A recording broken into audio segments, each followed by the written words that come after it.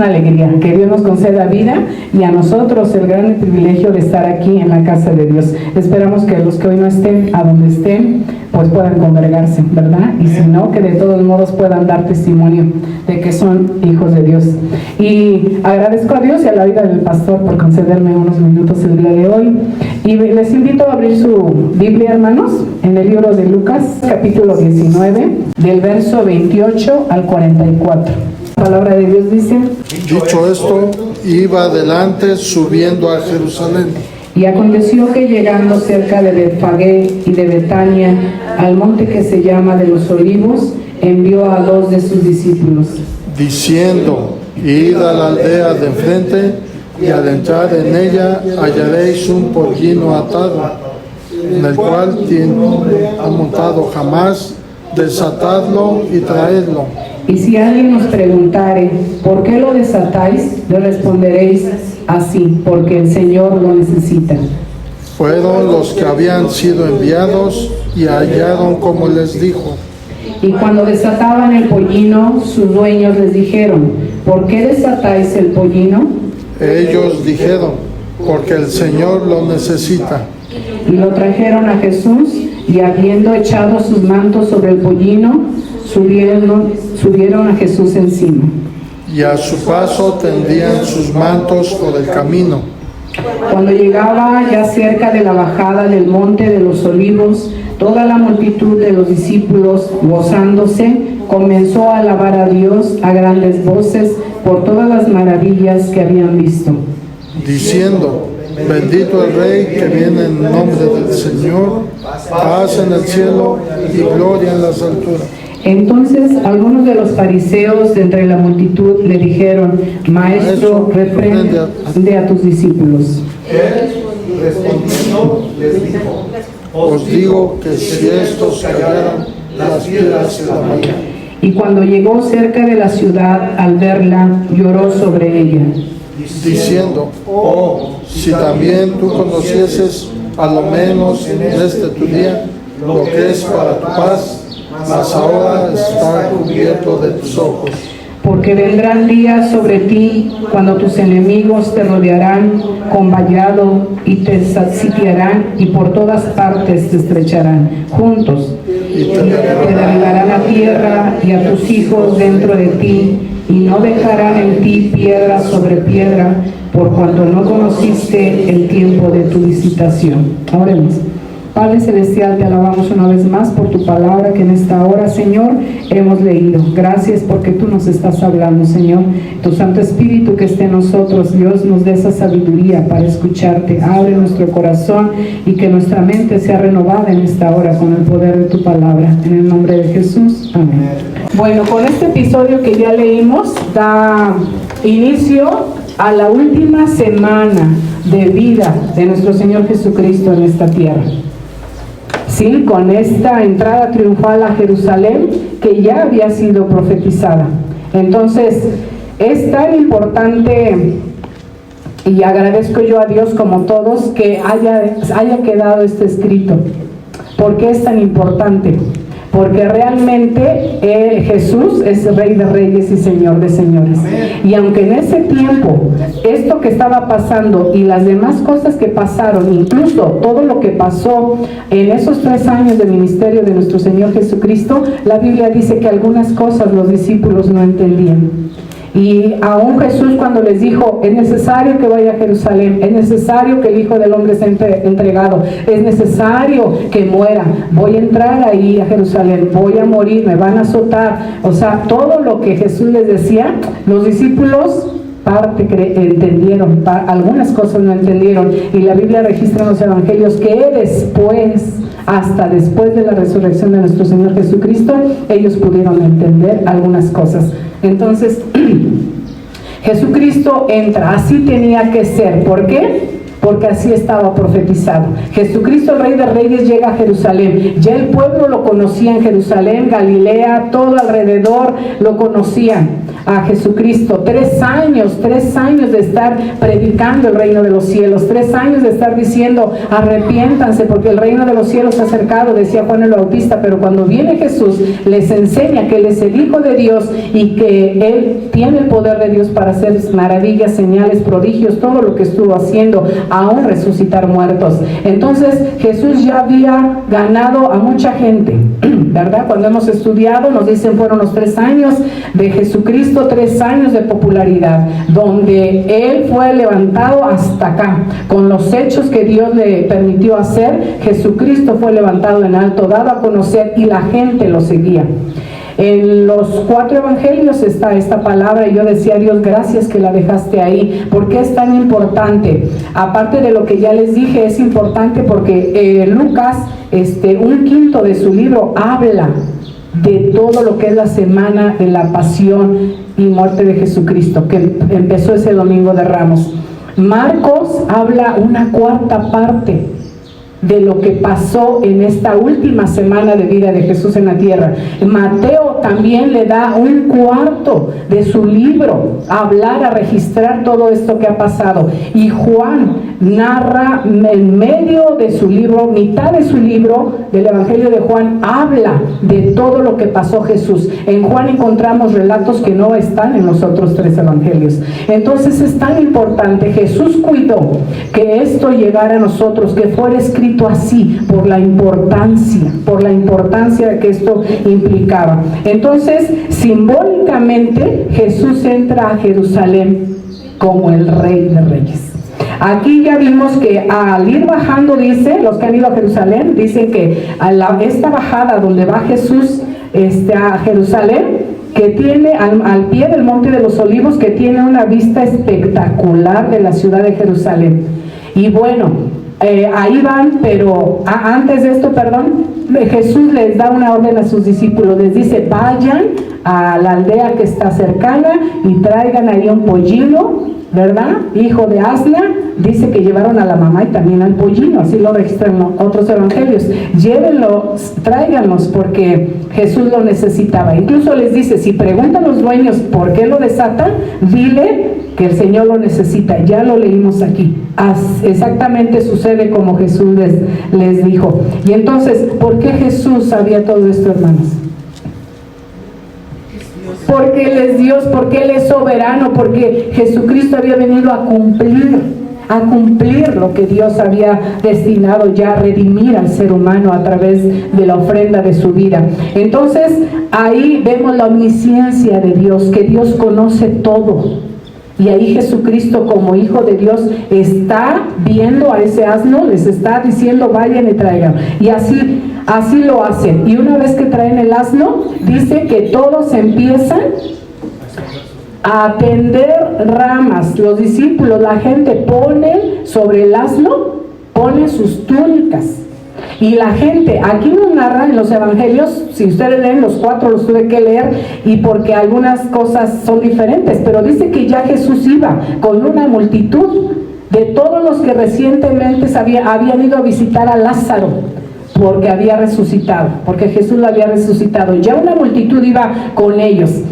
Lázaro vivía en Betania. Betania dice que estaba a 3 kilómetros de Jerusalén. Esta aldea de Betfagé estaba a 1 kilómetro de Jerusalén y al pie del Monte de los Olivos. Entonces ya cuando Jesús les dice esto y llevan al pollino, tienden sus capas sobre ellos, sobre el asno, y la gente, ahora viene un grupo de Jerusalén. Jesús viene ya con un grupo de todos los que entre ellos iban sus amigos, sus discípulos, y Lázaro, y toda una multitud, ¿verdad? Que ya conocían los milagros de Jesús. Y sale de Jerusalén otra multitud. El historiador Claudio Josefo registra que había tanta gente en Jerusalén, dice que había como 2 millones de gente en ese lugar, que habían ido a Jerusalén de todos lados por la fiesta de la Pascua. Entonces realmente era una grande multitud y salieron a recibir, y todos juntos a una decían: Hosana, Hosana, bendito el que viene en el nombre del Señor, paz en el cielo y gloria en las alturas. Esto es el cántico que, ¿recuerdan quién lo cantó? Parte de este cántico. Aquí, por eso escogí Lucas, porque solo Lucas lo trae y dice: Hosana, bendito el Rey que viene en el nombre del Señor, paz en el cielo y gloria en las alturas. Los ángeles, hermanos, ¿recuerdan? Cuando Jesús nace, allá están los pastores y los ángeles cantan esto, y aquí la gente lo está cantando. Entonces, Hosana significa Señor, sálvanos, o salvación, o sálvanos ya, y está haciendo mención también a un salmo que así lo registra. Y aquí es usado como un grito de exclamación, de alabanza en la recibida que le están dando a Jesús como rey. Entonces le dicen: Hosana, Hosana. Pero también de esta manera, entonces, simbólicamente Jesús está demostrando que Él es el Hijo de Dios. Se está cumpliendo la lectura de la profecía de Zacarías 9:9, que dice, ¿verdad? Alégrate, hija de Jerusalén, porque tu rey viene a ti, humilde, manso, montado sobre un asno, hijo de asna. Ya estaba profetizado cientos de años atrás. Y ahora, entonces, así simbólicamente Jesús está dando cumplimiento a esta profecía. Pero también simbólicamente Jesús ahí entra como Mesías, pero simbólicamente también entra Jesús a Jerusalén como rey, porque le dicen: bendito el Rey que viene en el nombre del Señor.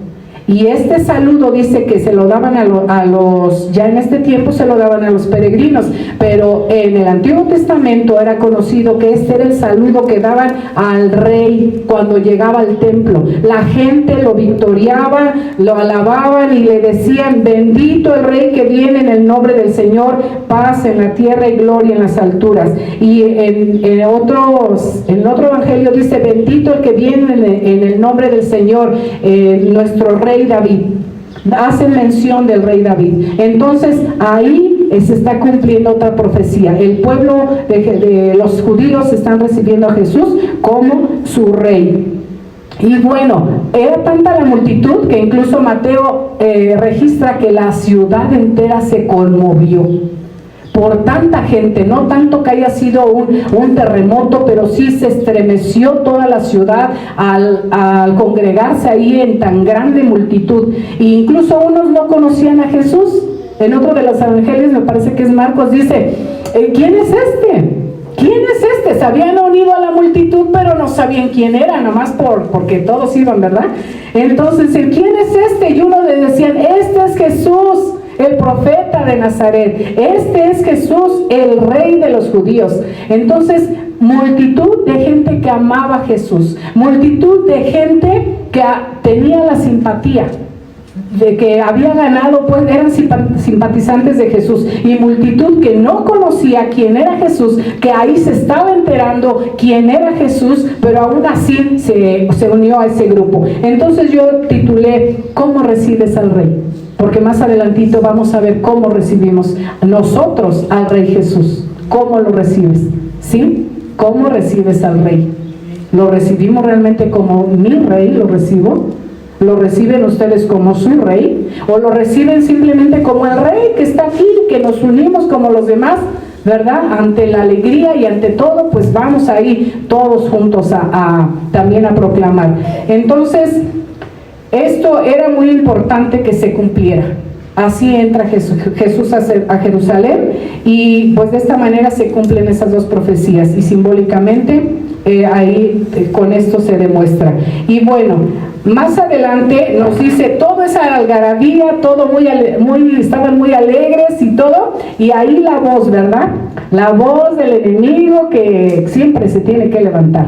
Dice Lucas que unos de los fariseos le dicen a Jesús, el 39, entonces algunos de los fariseos de entre la multitud le dijeron: Maestro, reprende a los discípulos. Él respondiendo les dijo: os digo que si estos callaren, las piedras clamarán. La voz negativa también, cuando uno quiere alabar a Dios, cuando uno está reconociendo a Dios, quiere servirle, y hay voces que se levantan a veces no sirvas a Dios, no vayas, no hagas esto, ¿por qué? Tú siempre estás ahí, ¿por qué? O sea, la voz del enemigo que de diferente manera llega a nuestra mente a tratar de estorbarnos, ¿verdad? Para que no demos la gloria a Dios, para que no le alabemos, para que no le reconozcamos como el Rey de nuestras vidas día con día, o en actos, o en trabajo, ¿verdad? Que a veces nos piden negar a Dios. Ahí se presenta la voz enemiga, pero Jesús respondió: si estos callan, las piedras clamarán. ¿Y de qué manera habla una piedra, hermanos?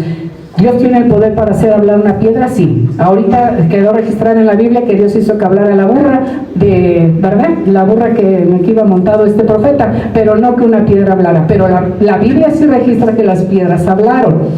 Si ustedes luego en su casa leen en Josué 4, ahí narra cuando van a pasar el Jordán y Dios le dice a Josué: manda a los sacerdotes, cada uno tome una piedra y van a pararse en medio del mar, del Jordán, y cuando ellos se paren ahí, yo voy a abrir las aguas y van a pasar en seco, y después van a pasar los sacerdotes con esas piedras y después van a edificar un altar.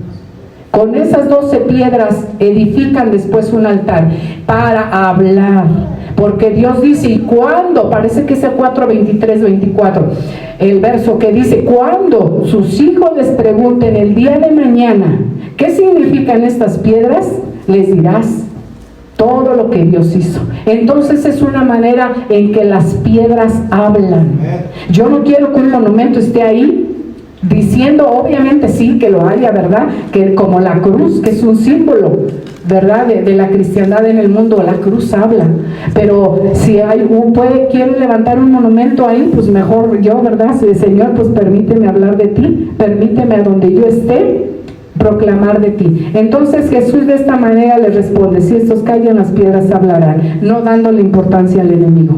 Era el tiempo de que Jesús estaba siendo glorificado, aunque muchos no entendían. Y bueno, seguimos, hermanos. Y después de esto, dice que ahora sí ya van con la multitud. Y dice: cuando llegó cerca de la ciudad, al verla, lloró sobre ella. Jesús llora al ver, por eso les decía, dicen que ahí era una panorámica hermosísima, de postal, ver la ciudad de Jerusalén, y Jesús llora sobre ella. Y en griego esta palabra dice que hace alusión a que sollozó en alta voz. Jesús no derramó nada más unas lágrimas, Jesús lloró, sollozó en alta voz, porque dijo, ahora nuevamente como Dios, Él estaba mirando, le dice: oh, si también tú conocieses, a lo menos en este día, lo que es para tu paz, mas ahora está encubierto de tus ojos. Y les narra lo que va a pasar.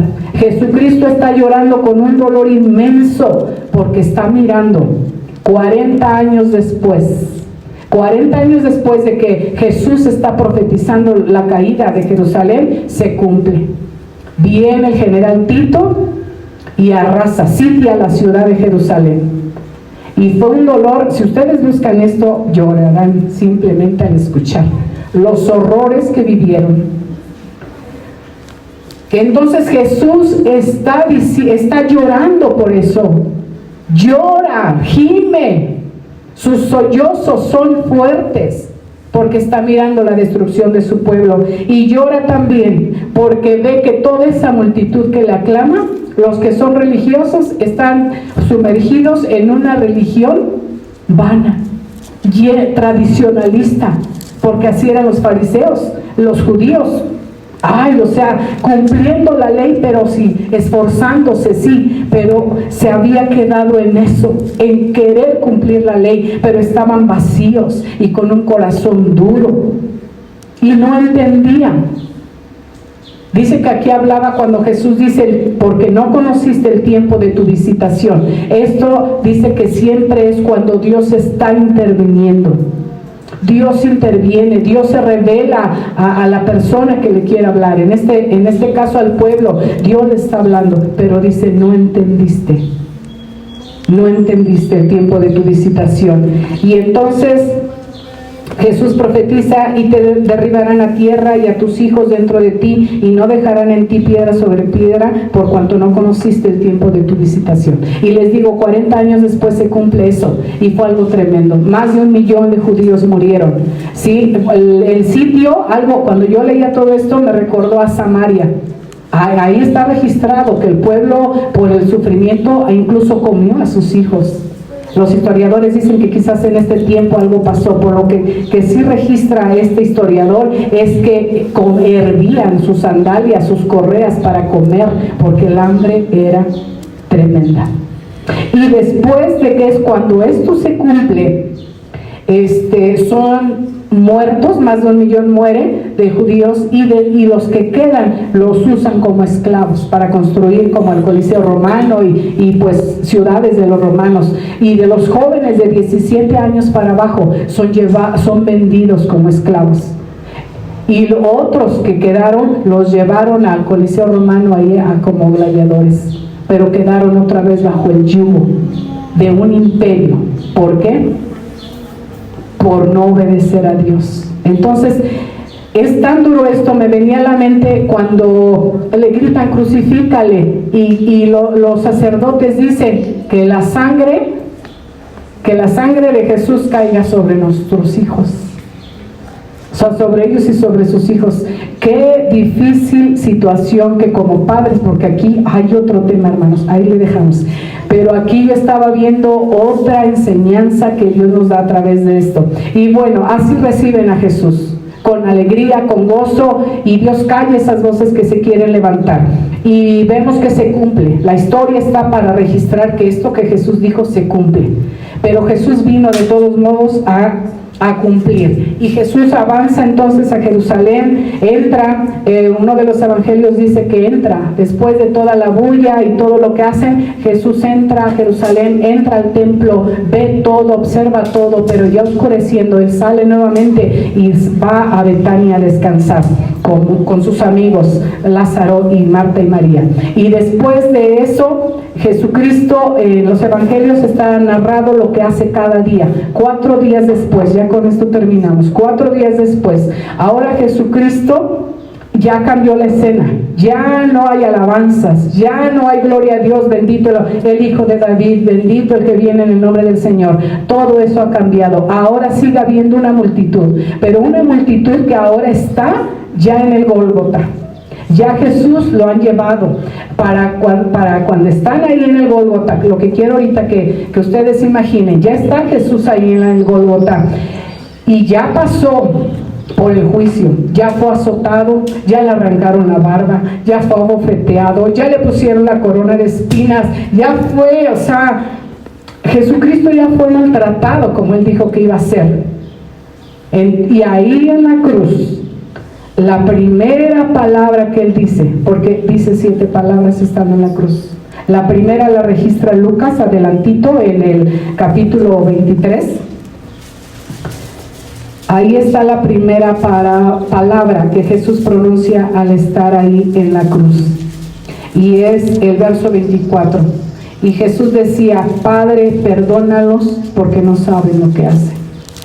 ¿Vieron el cambio de la gente? Así es el hombre, hermanos. Así somos nosotros. Somos malos, somos rebeldes.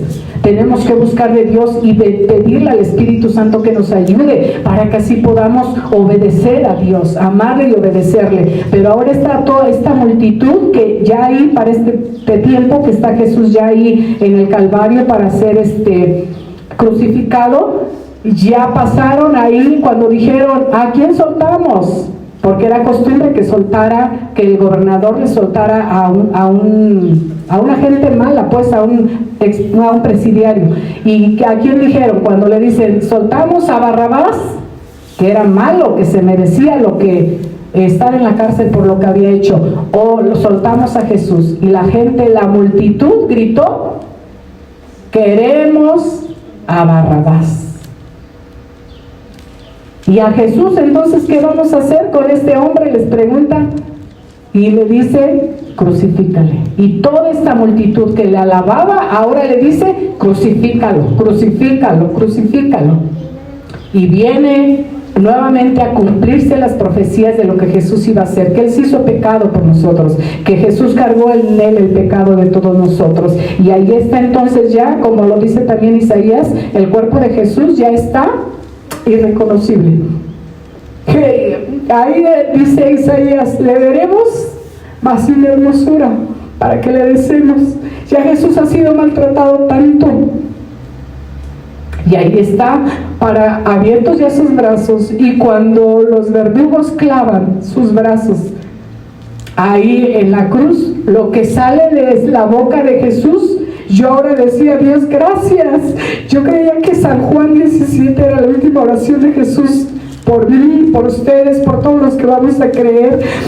Pero al estudiar esto, dije, Jesús, es una oración más por mí. La última oración que Jesús hace por nosotros es esta: perdónalos, Padre, perdónalos porque no saben lo que hacen. Jesús habló del amor. Dios es amor. Él demostró el amor. Él ya había dicho que tenemos que amar al prójimo como a nosotros mismos. Lo había enseñado. Él había dicho en el Sermón del Monte: debemos orar por los que os persiguen, por los que os ultrajan y os maldicen. Si hacen eso, gózate, porque tu galardón es grande en los cielos, porque así persiguieron a los profetas que fueron antes de nosotros. Ya Jesús lo había dicho y lo enseñó, pero ahí nuevamente con su propio cuerpo, Él está demostrando que esta palabra que Él dio, la cumplía, que era verdad. Cuando a nosotros nos hacen algo, queremos venganza, queremos simplemente contestar algo, y así vamos. A veces nos enojamos tan fácilmente, y es sometiéndonos a Dios que Él nos ayuda a cállate la boca. Cuando te hacen algo, cuando quieres buscar venganza, el Espíritu Santo es el que nos va ayudando y a decir: cierra la boca, cállate. O queriendo contestar alguna mala palabra, el Espíritu Santo es como el freno que nos dice: mejor contéstale así, dale amor. No le des lo que se merece. Ahí en Romanos dice que debemos de devolver el mal con un bien. Entonces, ahí está Jesús y dice: Padre, perdónalos porque no saben lo que hacen. Y ese fue nuestro Cristo. Ahí murió. Hay mucho que hablar todavía de eso. Nos seguirán hablando el pastor o el viernes, pero lo que quiero es esto. Nuevamente vuelvo al tema: ¿cómo recibes al Rey de Reyes? Los que estamos aquí, ¿realmente Jesús ha entrado en nuestro corazón y es nuestro Rey? Si es así, Él merece ser obedecido, Él merece ser amado, Él merece ser, o sea, que lo alabemos, Él merece todo. Recuerdo ahorita cuando ya el pueblo se había contaminado y llevaban la ofrenda mala al templo, ahí en Malaquías, y llevaban al borreguito que debería de ser sin defecto, limpio, sin mancha alguna. Ahora ya llevaban al tuerto, ahora ya llevaban al cojo, ahora ya ve, cuando Jesús llega en estos 3 años de ministerio, ve lo que están haciendo. Por eso después el lunes limpia su templo, ya ese es otro tema. Pero ahí en Malaquías les dice, cuando preguntan: ¿en qué te hemos fallado? Y Jesús les dice que le ha fallado. Me están trayendo lo que no sirve. Y algo que se me ha quedado, que dice: llévale a tu rey. Lo que me traes a mí, llévaselo a tu rey, a ver si te lo acepta. Y yo digo, debemos de traerle lo mejor a nuestro Dios. Amén, amén. Dios no nos pide todo lo que nos ha dado, solo una parte de lo que nos ha dado le corresponde a Dios. Hay que traérselo con amor, con alegría. Hay que hacer lo que nos pide hacer, porque Él es nuestro Rey. ¿Sí? A veces se nos olvida que Dios nos está viendo, que Dios está en nuestro corazón, que cuando vamos a traer nuestra ofrenda, nuestro diezmo, Dios sabe si es el diezmo, Dios sabe si es la ofrenda, es lo que hacemos allá afuera. Aún la Biblia dice que lo que se hace en oculto, si alguien está practicando algún pecado en oculto, se puede esconder de la familia, pero de Dios nadie se esconde. Entonces, si es nuestro Rey, hoy mi deseo es que nos renovemos en ese amor por Él, que Dios nos renueve, que le pidamos perdón porque le hemos fallado, porque a veces hemos hecho cosas de mala manera. A mí Dios me trajo cosas que yo no consideraba que eran malos, Entonces, y digo, Dios, y yo sí le decía, me estoy esforzando y gracias por mostrarme que esto no es así como tú dices, como yo creía. Entonces, vivir teniendo a Jesús como nuestro Rey en nuestro corazón es obedecerle. Hace poquito Dios me pedía hacer algo, no sé todavía si yo lo vaya a hacer o no. Yo había dicho, Dios, pues creo que ya no, ¿verdad? Eso ya no.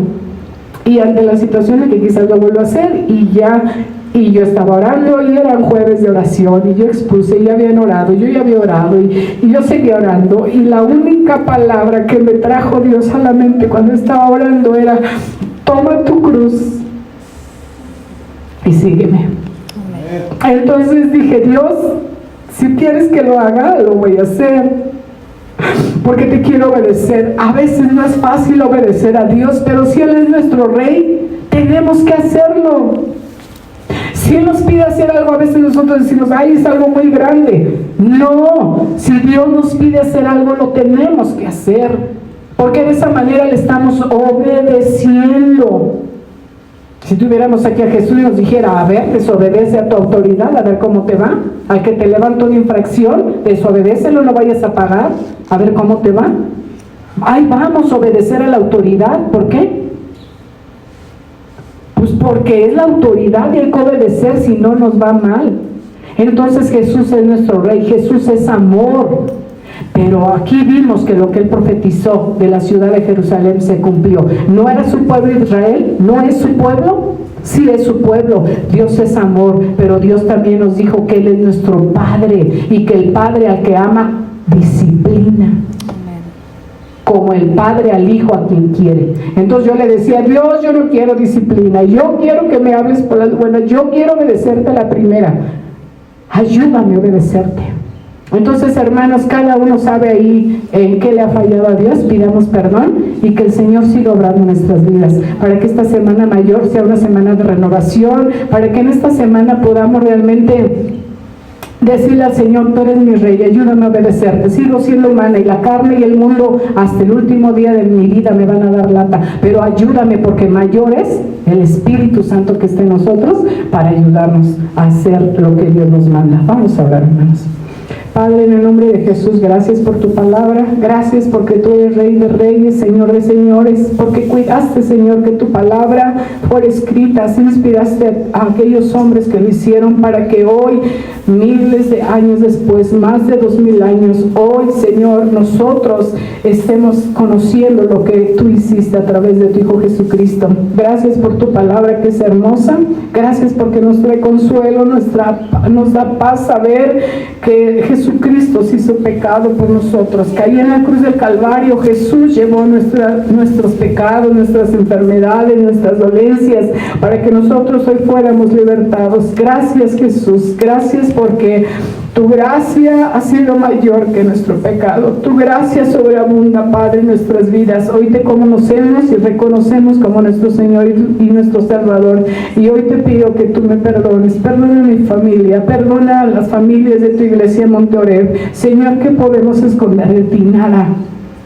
Nada, tú sabes en qué te hemos fallado, Señor, siendo nuestro Rey, pidiéndonos hacer algo. Cuántas veces te hemos desobedecido, Señor. Perdónanos, Padre. Limpia tu iglesia Monte Oreb, a donde quiera que estén las demás familias que hoy no vinieron, a donde están los hermanos ahí en Atarasquillo, en Lerma, en San Dimas, en Santa María, Señor, cada familia que pertenece a esta iglesia Monte Oreb, límpianos con tu bendita sangre, Jesús, purifícanos de todo pecado, Señor. En el nombre de Jesucristo rogamos que tu sangre bendita limpie nuestra mente, nuestro corazón, y que, Señor, podamos entender que tú realmente, Señor, eres el Rey de nuestra vida y que demandas obediencia de nosotros.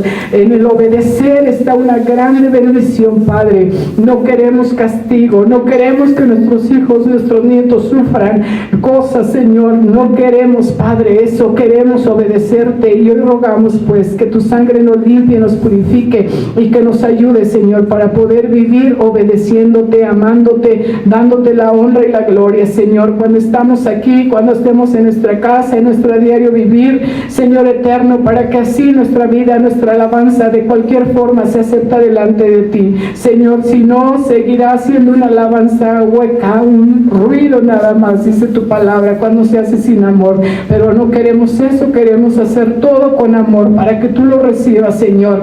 Agrádate pues de nuestra vida, de nuestra familia, y danos, Señor, más de tu Espíritu Santo, para que podamos, con la ayuda de tu Santo Espíritu, ser fiel en lo que tú nos mandas, Señor. Te damos a ti la honra y la gloria por todo lo que has hecho y lo que estás haciendo en nuestras vidas, Señor. A ti la gloria y la honra, en el nombre de Jesucristo y en comunión con tu Espíritu Santo. Amén.